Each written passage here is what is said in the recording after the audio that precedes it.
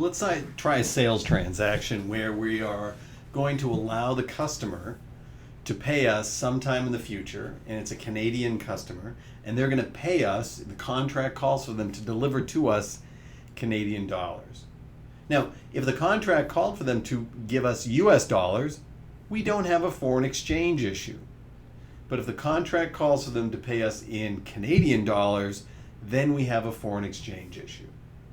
So let's see if we can go and get our exchange rate. So let's go. This is our euro rate that we started before. We'll just do it in a new worksheet here. And we're going to go back over to our Quandl, and we're going to get some data. Again, we'll look at our currency data, traditional currencies. We want spot exchange rates. We'll get it from the Fed. Let's type in Canada. Now, I want you to pay close attention to this, right? It tells you exactly what the exchange rate is. It's how many Canadian dollars I get per US dollar. If I put in euro, we didn't pay attention to this when we did euro, and I search for euro. Come on, let's go back here. Who's having a hard time with me? Hold on a second.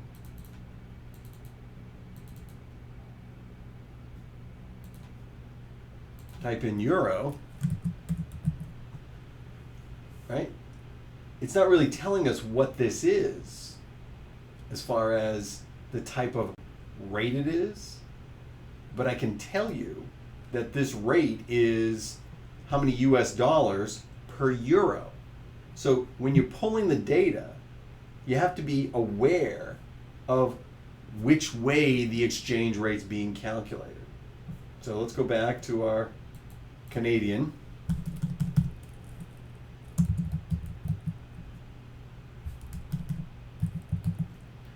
And you can see that, pay close attention to this, right? Is this a direct rate or an indirect rate? This one would be an indirect rate. How many Canadian dollars do I get for one US dollar? Or is that a direct rate?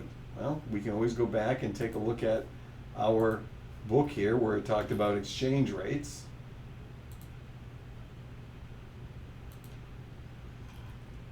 Canadian dollar, let's see, what does it say? It's for $1, how many Canadian dollars? So it's an indirect exchange rate.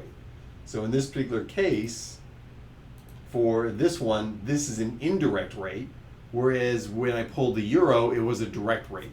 So you just have to be aware, don't just start pulling data. You have to be aware of which type of rate it is, direct versus an indirect rate. So let's click next. We don't want the euro, I want the Canadian, thank you. All right. Canadian US dollar. Click next and put all that in there. I don't know where it went. Here we go. All right, and let's just blow this up a little bit, make sure that we can see it all. All right, and for argument's sake, let's say we're doing the same kind of a deal where we're doing the transaction. Now this is an indirect rate. So this is US dollars, right? How many Canadian dollars I get for a US dollar, right? One US dollar is worth this many Canadian dollars.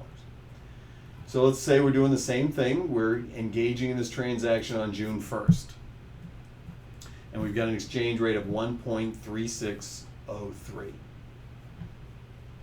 Let's take a look at what we want to do for a trade. So we're going to sell them, and we'll keep everything at 100,000 just because it makes the math a lot easier.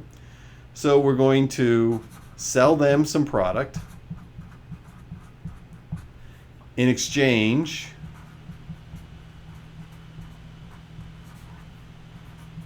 for 100,000 Canadian dollars.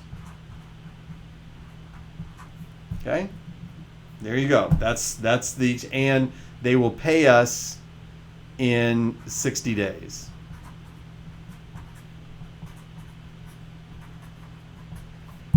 All right, and we went through, so we got to make sure, do we qualify to recognize revenue when we do this transaction? So what are the 5 things that we've got to do for revenue recognition, right? So we have to start thinking about revenue recognition. We go to ASC 606, and we look at the 5 criterion, right? Do we have an agreement?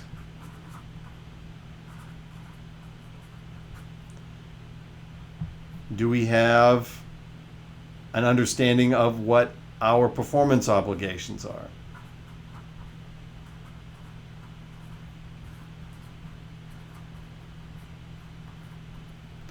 Do we have a price? Did we allocate the price to the performance obligations? I'm going to abbreviate that PO. Okay. And then, did we perform our obligations?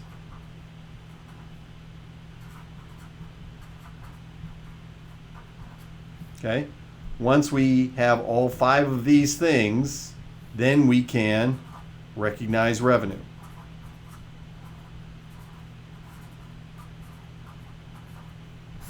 All right. That's it. That's an incredibly important part of any transaction analysis of anything, is go back to the basic literature before you start doing exchange rate calculations. Make sure that you still qualify under ASC 606 for revenue recognition, right? So 606, just want to make sure we highlight that. All right, so let's make the assumption that we have executed our 5 steps. All of these things. There's only one performance obligation. It's to get the product delivered, and we've done that. And we delivered the product. We performed our obligation on June 1st. All right? And so on that day, we need to because remember, our functional currency is not the Canadian dollar, it's the US dollar. So on the day we do this, we've got to convert this to, we're getting Canadian dollars. Well, what's that worth from a US dollars perspective? All right. So we've got 100,000 Canadian dollars, and we said our exchange rate was 1.3603. All right. So that means that we've got 1.3603 Canadian dollars per 1 US dollar. All right? This ratio isn't going to help us. All right? This is the indirect rate. We need the direct rate. So what we want to do is we want to calculate the reciprocal here. Right? We want to actually calculate what is that equal to when I divide it, when I take that exchange rate and divide by 1. So I'm going to do that here a little bit offline. And the exchange rate, when I do that reciprocal, is 0.73513. Okay, I went out a little bit too far, but that's okay. So now this exchange rate is dollars per Canadian dollar. This is the exchange rate I want to be able to convert this Canadian dollar to US dollars, not the indirect rate. So now I can take this, because what's going to happen is Canadian dollars are going to cancel out, and I'm going to be left with US dollars, 0.73513 times 100,000. So on the day of this transaction, I sold 100,000 Canadian dollars. That's going to be worth $73,513 US dollars. So I need to record that transaction. So in recording that transaction, I'm going to have accounts receivable is going to increase by 73,513, and I want to just designate this as Canadian dollars. Just it's still US dollars, but I just want to make sure that I identify that I am not going to get this in US dollars. I'm going to actually get this in Canadian dollars. And I'm going to have sales of 73,513. Okay? That's on the transaction date. Now, if I also get my money on this date, then there's no foreign exchange risk at all. I've already recognized what my sales are. That's not going to change. The issue is when they give me 100,000 Canadian dollars 60 days from now, is that going to be the US equivalent that I'm going to receive? So let's take a look at, we're going to go back to our June 30 year end, our June 30 balance sheet.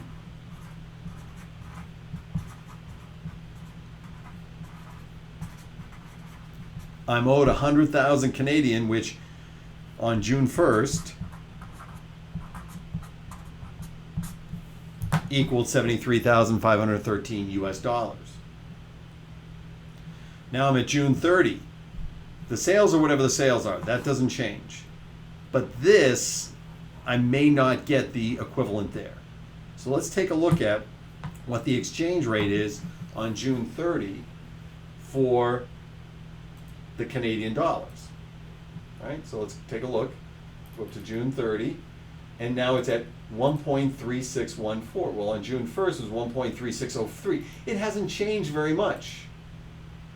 All right, you can see I did the reciprocal calculation. You know what? I'm going to just copy this reciprocal calculation because I'm going to need it for my June 30. Let's paste that in there. So now the exchange rate, the direct exchange rate was 0.735132. Now it's 0.734538.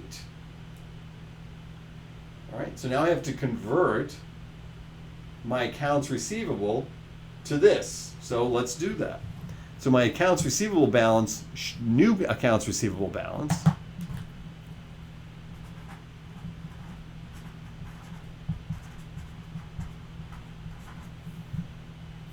all right, let me get our,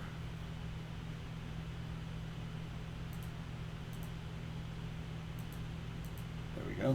Our new AR balance is now going to be the 100,000 Canadian dollar times my new direct exchange rate of 0.73454. I rounded that up a little bit. This is US dollars to Canadian dollars.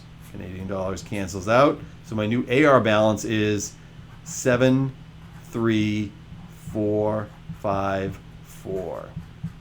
Okay? So, do I have a gain or a loss? Well, I thought I was going to receive 73,513 US equivalent dollars. Because the exchange rate changed, I'm now only going to get $73,454. I'm getting less US dollars.